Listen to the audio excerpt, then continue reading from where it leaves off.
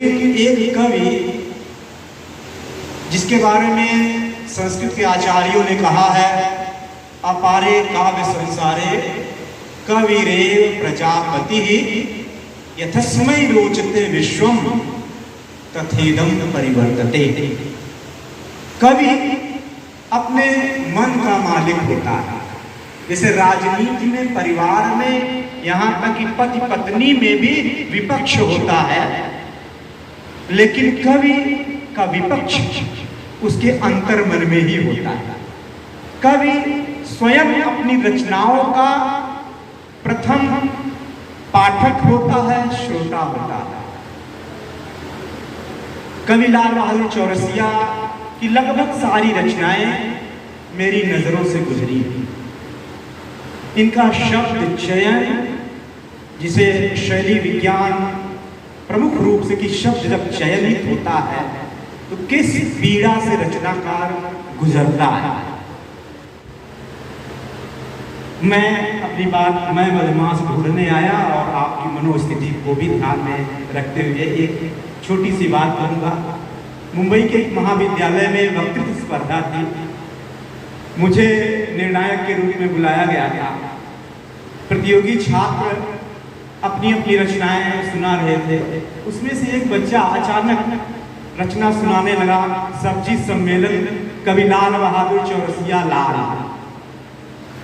हालांकि हम लोगों का रेस्ट्रिक्शन होता है कि वो रिकॉर्ड ना करे, फिर भी धीरे से मैंने उसे रिकॉर्ड किया और लाल बहादुर चौरसिया लाल के बाद में छोटी सी 10 सेकेंड की क्लिप भेजी कि देखिए, आप अपने नाम के बाद लिखते हैं कवि लाल बहादुर चौरसिया लाल, गोपालगंज बाजार। अब आप गोपालगंज के नहीं रहे, आपको पाठ्य पुस्तकों ने राष्ट्रव्यापी बना दिया है। आप विभिन्न, मैं पाठ्यक्रम से भी संबंधित हूँ, महाराष्ट्र सरकार की जो किताबें आती हैं बाल भारती, उस समिति में भी हूँ। तो अब आप राष्ट्र के हो चुके हैं। आपका जो व्यापक, और अभी भी हमें आपका सर्वोत्तम देखना है, क्योंकि कभी भी कुछ समय बाद, कुछ वर्षों के बाद आप सोचेंगे कि मैं मधुमास ढूंढने आया मेरी कृति। अक्सर रचनाकार यह भी करता है कि अपनी रचनाएं लिखता है, फाड़कर डस्टबिन में फेंक देता है, फिर लिखता है, फिर फाड़ता है। इसीलिए कहा गया कि पैगंबर, स्त्री और कवि सर्जना के क्षण में अकेले होते।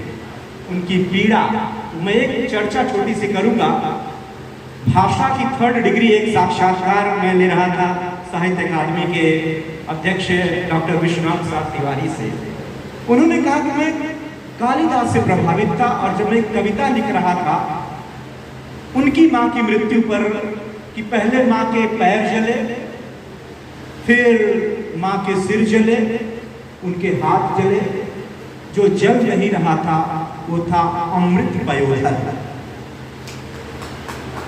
ये पयोधर शब्द लाने के लिए उन्होंने वर्षों मेहनत की। बार बार उनकी कविता में स्तन शब्द आ रहा था, लेकिन उन्हें वो स्वीकार नहीं था। बार बार पिंच कर, नहीं, ये शब्द ठीक नहीं बैठ रहा। तो कितनी पीड़ा में गुजरता है रचनाकार, और इतनी पीड़ा में गुजर करके ये नहीं है।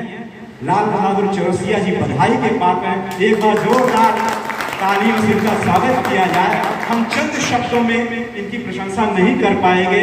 जैसे आपने 4-5 कविताओं का विश्लेषण किया, उसी तरह इसका मूल्यांकन अभी शुरू हुआ है और पुनर्मूल्यांकन इन कविताओं का होता रहेगा।